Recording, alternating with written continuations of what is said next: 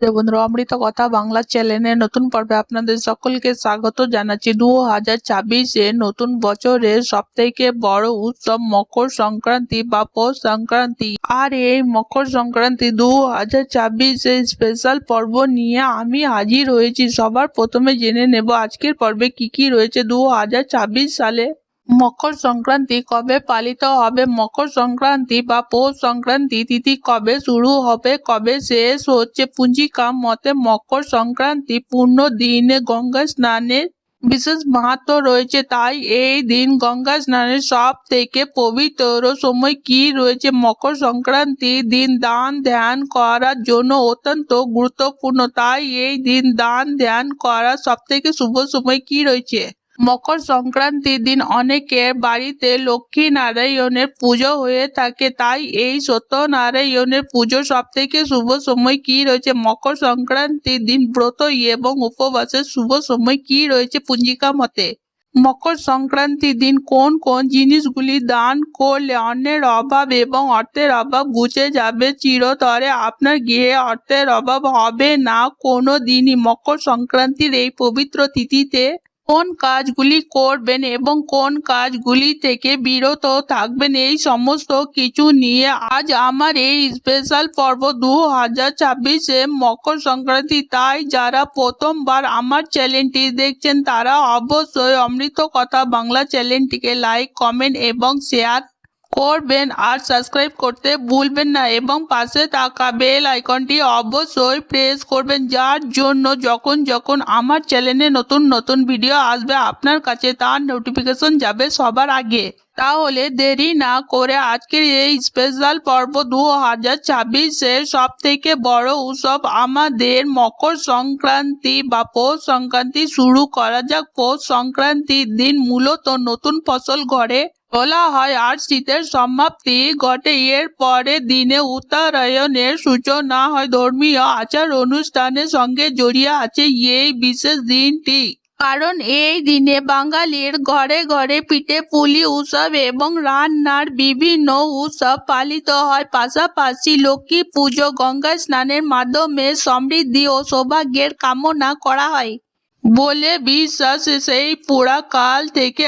আর এই দিনটি ঐতিহ্যবাহী লোক উৎসব হিসাবেও পালিত হয়। বলে রাখি, পৌষ সংক্রান্তি পরে দিনই সূর্য মকর রাশিতে প্রবেশ করে আর উত্তরায়ণের সূচনা হয়, বা অত্যন্ত শুভ বলে এবং মঙ্গলময় বলে মনে করা হয়। পৌষ সংক্রান্তি বা মকর সংক্রান্তির ইতিহাস মূলত জড়িয়ে রয়েছে সেই পুরাকাল থেকে ফসল কাটা এবং শীতের শেষ সূর্যের উত্তরায়ণের সঙ্গে জড়িত। বিভিন্ন রাজ্যে বিভিন্ন নামে পরিচিত হয় এই পৌষ সংক্রান্তি, যেমন বাংলাতে পৌষ সংক্রান্তি বা পৌষ পার্বণ, এবং এই তিথিটি আবার বিহার, উত্তরপ্রদেশ খিচুড়ি পর্ব হিসাবেও পালিত হয়। পাশাপাশি তামিলনাড়ুতে বেঙ্গল এবং আসামে বিহু এবং পাঞ্জাব হরিয়ানাতে লোহড়ি বলে এই দিনটি পালিত হয়ে এসেছে সেই পুরাকাল থেকে। পৌষ সংক্রান্তি বা মকর সংক্রান্তির একটি বিশেষ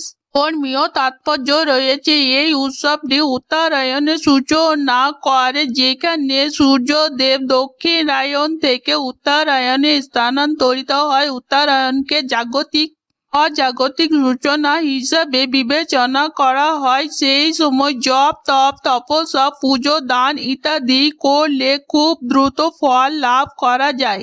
এবারে জেনে নেব মকর সংক্রান্তি 2026 সালে কবে পালিত হবে। 2026 সালে 14 জানুয়ারি বুধবার মকর সংক্রান্তি পালিত হবে, আর বাংলা 29 পৌষ 1432 অর্থাৎ পৌষ মাসের শেষ দিন। এবারে জেনে নেব 2026 সালে মকর সংক্রান্তি তিথি কবে শুরু হচ্ছে এবং কবে শেষ হচ্ছে। মকর সংক্রান্তি তিথি শুরু হবে 13 জানুয়ারি বিকেল 3:17 থেকে। এই মকর সংক্রান্তি তিথি সমাপ্ত হবে 14 জানুয়ারি সন্ধ্যা 5:57 মধ্যে। শাস্ত্রে বলা হয়েছে মকর সংক্রান্তির দিন যদি কোনো ব্যক্তি গঙ্গা, যমুনা, সরস্বতী, গোদাবরী নদীর তীর্থক্ষেত্রে স্নান করেন তার সমস্ত পাপ দূর হয়। তাই যারা এই পুণ্য স্নান করবেন সেই পুণ্য স্নানের সব থেকে শুভ সময় কি রয়েছে? 2026 মকর সংক্রান্তির দিন স্নানের শুভ সময় হলো 14 জানুয়ারি সকাল 5:53 থেকে শুরু করে 6:59 পর্যন্ত। স্নানের সব থেকে শুভ সময় আবার 9:45 থেকে শুরু হবে, 10:50 পর্যন্ত রয়েছে। এই শুভ সময় স্নান মকর সংক্রান্তির দিন দান করা অত্যন্ত শুভ। তাই এই দিন ব্রাহ্মণ ভোজন থেকে নিয়ে শুরু করে কিছু এমন জিনিস রয়েছে যে জিনিসগুলি যদি দান করেন তাহলে অর্থের অভাব কোনো দিনও হবে না আপনার জীবনে। সবার প্রথমে জেনে নেব সেই জিনিসগুলি কি কি। এই দিন অতি অবশ্যই আপনি খিচুড়ি দান করবেন নিরামিষ, তার সঙ্গে সাদা তিল এবং নুন এবং তার সাথে গুড় এবং একটি ঘি, তার সাথে একটি নতুন বস্ত্র।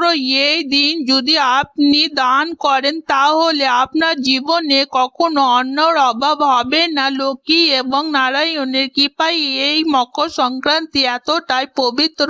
এটি একটি দিন, এই দিনে অনেকে বাড়িতে সত্যনারায়ণের পুজো, লক্ষ্মী পুজো করে থাকে। তাই সত্যনারায়ণের পুজো এবং লক্ষ্মী পুজো করার সব থেকে শুভ সময় হলো 14 জানুয়ারি 2026 বুধবার প্রদোষকাল 4:39 থেকে 5:52 পর্যন্ত। সব থেকে শুভ সময় ব্রত এবং উপবাসের শুভ সময় হলো 14 জানুয়ারি বুধবার 2026 মকর সংক্রান্তি 2026 সব থেকে শুভ যোগ অর্থাৎ অমৃত যোগ কখন রয়েছে? পঞ্জিকা মতে 14 জানুয়ারি দুপুর 2:39 থেকে শুভ সময় শুরু হবে এবং শেষ হবে 5:42 মধ্যে।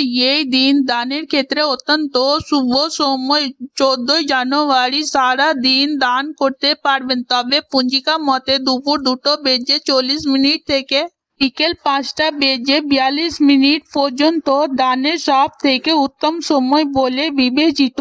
মকর সংক্রান্তি তথা পৌষ সংক্রান্তির দিনে এবারে আমরা জেনে নেব কোন কাজগুলি করা অত্যন্ত শুভ এবং কোন কাজগুলি অশুভ, যেগুলি করলে অন্ধকারে কালো ছায়ায় আক্রান্ত হবে আপনার সারা জীবন। এই দিন সকালবেলা যতটা সম্ভব ভোরে ঘুম থেকে উঠে বাসি বস্ত্র পরিত্যাগ করুন এবং স্নান করুন। স্নানের সময় অবশ্যই গঙ্গা জল ও তিল মিশিয়ে স্নান করবেন। এরপরে আপনি অবশ্যই সূর্যদেবকে অর্ঘ্য প্রদান করবে। এরপর এই দিন সারাদিন আপনি অবশ্যই পুজো অর্চনা জপ তপ করবেন। এই দিন অবশ্যই দান করবেন এবং দান করা অত্যন্ত শুভ। এই দিন আপনারা ঝগড়া কলহ থেকে অবশ্যই দূরে থাকবেন। এই দিন একেবারে আমিষ দ্রব্য ভক্ষণ করবেন না, গৃহেতে প্রবেশ করাবেন না। এই দিন সত্যনারায়ণের কথা এবং মা লক্ষ্মীর ব্রত পাঁচালী অবশ্যই পাঠ করবেন বিশেষ ফল লাভ পেতে। আজকের পর্ব এখানেই সমাপ্ত হলো। অমৃত কথা বাংলা চ্যানেলের সঙ্গে থাকার জন্য আপনাদের অনেক অনেক ধন্যবাদ। রাধে রাধে।